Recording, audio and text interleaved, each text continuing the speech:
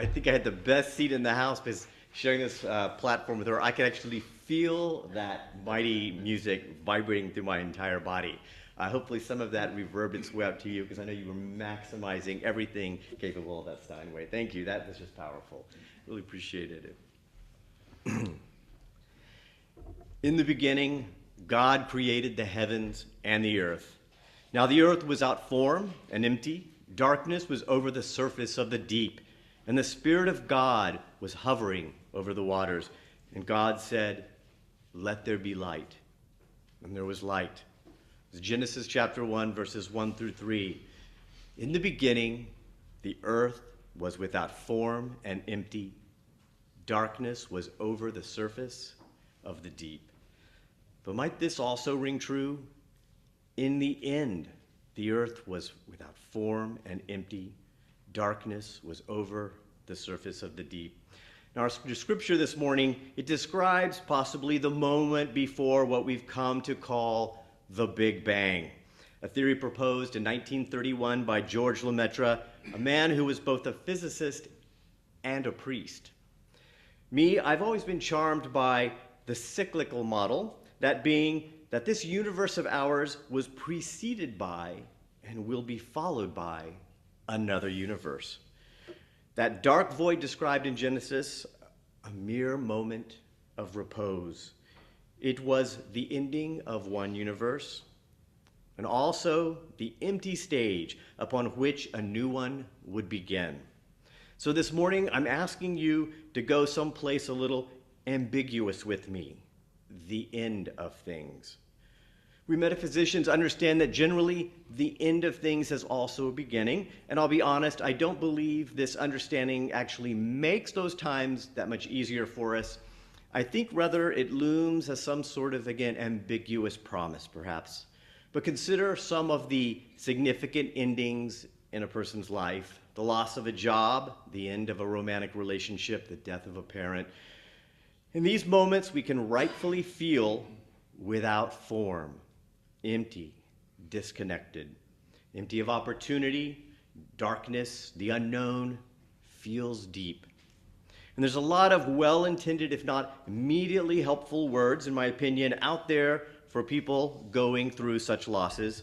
Much of it is about doors and windows, fish in the sea, about not looking backwards, looking forward, about hope being a thing with wings. We offer these words intending to encourage momentum through these badlands. Receiving them, however, can sometimes make us question if these feelings that we're feeling, the situation we're in, are somehow wrong, that we should not linger in this place. Yet, there's a stillness in these difficult and sacred transitions, and if we respect these moments, we can, when ready, see their power. As you might guess by the image on the bulletin, I've come to see these moments not as the end of things, but thresholds. And I love what that specific word conjures. That point before an entry where we stomp off the grime from our journey, but etymologically, more and more powerful to my mind, it's the place where the seed is separated from the remainings of the plant. The Vedas, which are the earliest Hindu texts, have a word describing the phase between literal incarnations, and that word is bardo. In this state of bardo, one loses connection with the physical body. One might undergo hallucinations while clinging to lower impulses from the previous life, or one might feel released from these conditions and come into a heightened spiritual capabilities. Now, the Buddhists subsequently recognized that one can experience countless smaller bardos throughout the course of their lifetime. And I've seen how the literal bardo translates to transitions in everyday life. Physically, feeling a loss in my heart or in the pit of my stomach, liberation upon departure of an awful boss, lightness upon exiting a bad job or situation. I've personally spiraled into imaginations of what ifs during these times, replaying mistakes, reliving moments where I've injured or have been injured. As one who embraces the tenet, as above, so below, I've come to see Genesis' first words as a promising metaphor, especially in light of how cosmologists describe the very beginnings of our universe. A quiet, almost motionless situation until small, seemingly insignificant things begin to attract and then coalesce into something bigger and bigger and brighter. If the Vedas are to be believed, then it's in these moments, these bardos, that our facility with divine law is at its greatest. The more I reflect on this, I kept coming back to James Allen's timeless thesis from his 1903 book, As Man Thinketh.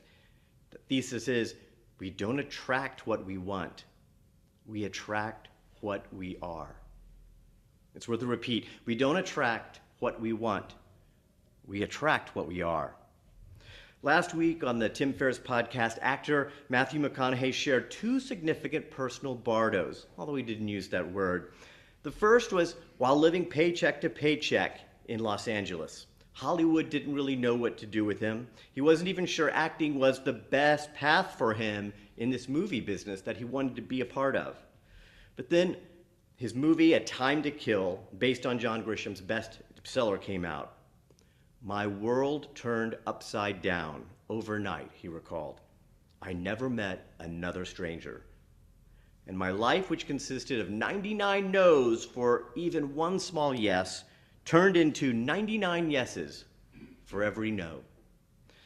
This sudden coalescence did not feel natural to him. To McConaughey, he was still some guy from Uvalde, Texas. And through the incongruity of it all, he leaned into the values instilled by his beloved father, who had died shortly before he moved to Los Angeles, and he doubled down on his close relationship with his mother. Starring roles became reliable thanks to the high demand for movies he would later describe as shirtless rom-coms. This afforded him a house in Malibu where he spent mornings surfing on the beach, being in the water. And he married a woman who lived with conviction and saw him for who he truly was. And this was followed by a beautiful son who he adored. But when he eventually surveyed his career, he felt it just didn't align with his personal life, a life as he described as this unquantifiable, having this unquantifiable vitality. It was at this point McConaughey realized that if any change were to come, he needed to be 100% certain who and what he truly was. And after considerable reflection, he informed his agent he was not going to do ever again another romantic comedy. But the rom-com scripts kept coming. It was as if the universe or Hollywood was whispering, "Are you so sure you are who you say you are?" He continued to say no, even when no other type of work came in. One studio, because he was such a sure box office bet, upped its offer from $8 million to 10 to 12 to 14.5 million for one more rom-com. But McConaughey stayed firm. And this time, Hollywood believed him. Another 2 years followed without a whiff of work. Crickets. It was a period he called a self-imposed crucible. And then one day, he was sent the script for a modest budget film called The Lincoln Lawyer. Now, Hollywood ending aside, McConaughey's story reminds us that despite the difficulty of these moments, whether they're forced upon us, whether they're expected, unexpected, or self-imposed, these are not moments to just push through. These aren't moments to bargain with or to put a positive spin on. The true bardo, even at its most daunting, is a call to look inward, to examine what just ended through the lens of what and who we truly are.